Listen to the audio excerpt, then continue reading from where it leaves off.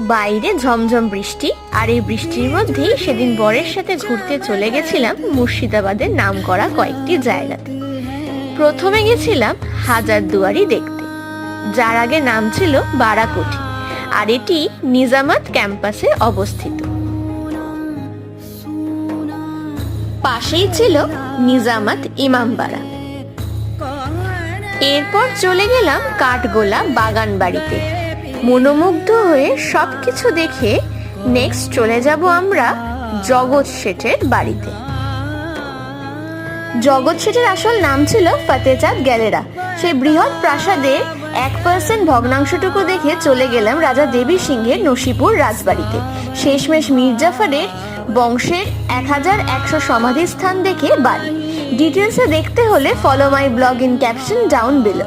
Till then subscribe my channel.